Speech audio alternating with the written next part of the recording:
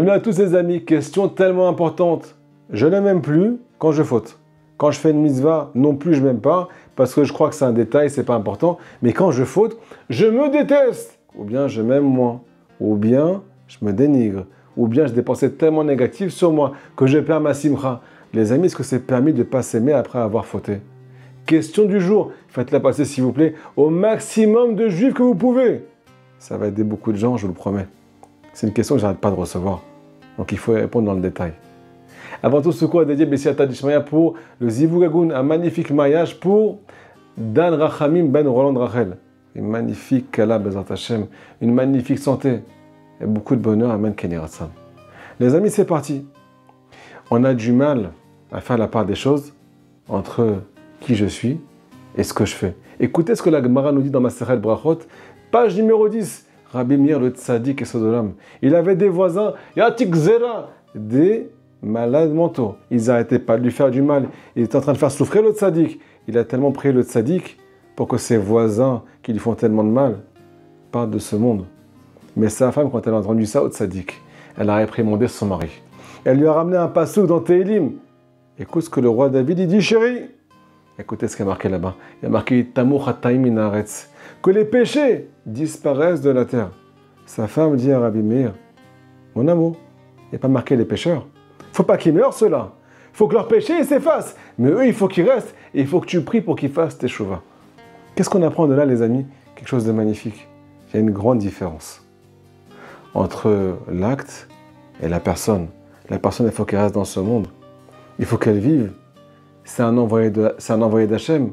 C'est un envoyé qui vient dévoiler la lumière d'Hachem dans ce monde. Parce que malgré toutes ces fautes qu'il fait, il a tellement de languissement pour Hachem. Est-ce que tu t'aimes quand tu fais une mitzvah? J'imagine que non. Parce que le Yetzirah te dit que ça ne sert à rien ou bien que ça ne va pas te changer. Quoi qu'il arrive, tu vas fauter. Et c'est toi la faute. Qu'est-ce qui se passe, les amis, quand on n'arrive pas à faire la différence entre ce que je fais et qui je suis? Eh bien, on perd confiance en nous. Parce que le Yetzirah fait partie de nous. Et Ben Porat Yosef, il n'arrête pas avec nous. Il ne nous laisse pas tranquilles du matin au soir et du soir au matin. Toutes les pensées négatives qu'on a, les pensées qui sont sales, les paroles qui sont sales, les actes qui sont sales, les ambitions qui sont parfois malsaines, les coups de crise à la maison.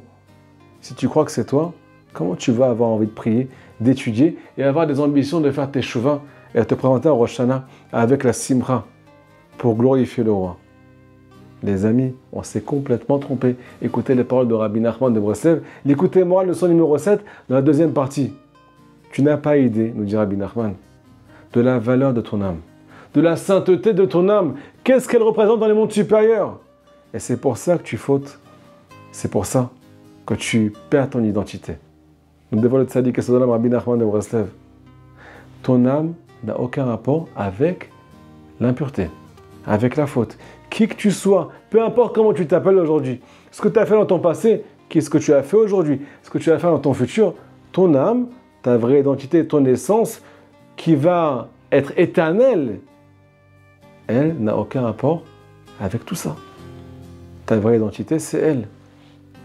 Si tu t'identifies à elle, tu vas pouvoir vivre dans ce monde avec simcha.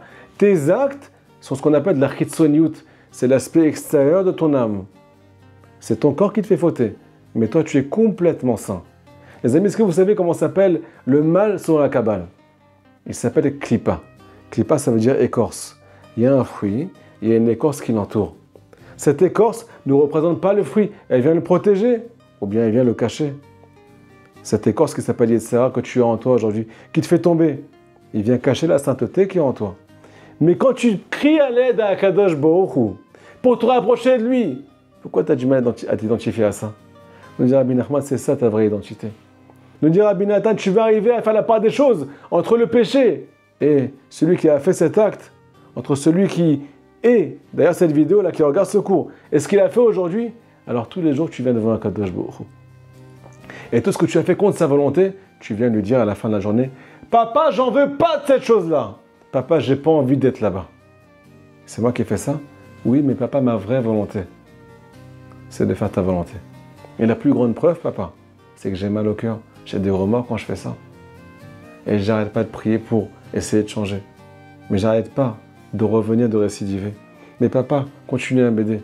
Aide-moi à ne pas baisser les bras. Je suis sur le point de baisser les bras, papa. Est-ce que tu sais, papa, pourquoi je suis sur le point de baisser les bras? Parce que je m'identifie à ces actes-là. Donc je n'ai plus aucune chance à mes yeux. Donc je ne crois plus en ce qu'on me dit. Que je suis quelqu'un de pur, quelqu'un de saint, quelqu'un de volontaire, quelqu'un de motivé. Les amis, est-ce que vous savez quelle partie on doit aimer à l'intérieur de nous? Toutes les mitzvot qu'on fait, nous dit Rabbi Nachman de Breslev, ne sont qu'un dévoilement de notre vraie identité. À chaque fois que tu fais du bien, c'est un dévoilement de la partie de Dieu qui est à l'intérieur de toi.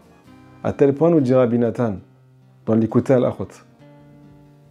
Chaque jour, tu dois chercher des points positifs qui est à l'intérieur de toi, des choses extraordinaires que tu as fait dans ta vie, t'attacher à eux, les embrasser, les enlacer et chercher à les grandir à tes yeux. Pourquoi? Parce que le bien que tu as fait, selon la Torah, il s'appelle Akadosh Baruch Hu. C'est un dévoilement de Dieu dans ce monde. C'est un dévoilement de la partie de Dieu qui est à l'intérieur de toi. Si tu as fait du bien, ça veut dire que tu appartiens à Hachem. Ça, c'est ta vraie identité. Mais ça, tu n'arrives pas à l'aimer parce que c'est jamais assez à tes yeux. Ou bien parce que tu crois que tu n'es pas lié à cette chose-là. Toi, tu es plus dans le mal que dans le bien. Donc, les amis, on a une seule chose à aimer aujourd'hui. Une seule chose à chérir et à ramener devant Akadosh Baruch Hu à chaque fin de journée. C'est tous les actes de bonté que j'ai fait. Tous les élans de teshuva que j'ai fait. Toutes les prières que j'ai fait pour me rapprocher d'Akadosh Baruch Hu. Ça, je dois me rappeler parce que ça, c'est moi. Et ça, je dois m'identifier à cette chose-là. Parce que ça, c'est ma neshama, ça, c'est mon essence. Mais le mal, c'est une clipa, c'est une écorce, c'est extérieur à moi. Et plus je dis à Akadosh Baruch Hu que je ne veux pas faire ces choses-là, Marie, je vais continuer à tomber. Doucement, doucement, mon cœur va commencer à m'écouter. Quand je dis j'en veux pas, ça veut dire qui je suis vraiment. Pas ce que j'ai fait. Magnifique journée les amis. Passez ce cours au maximum s'il vous plaît. Et ça,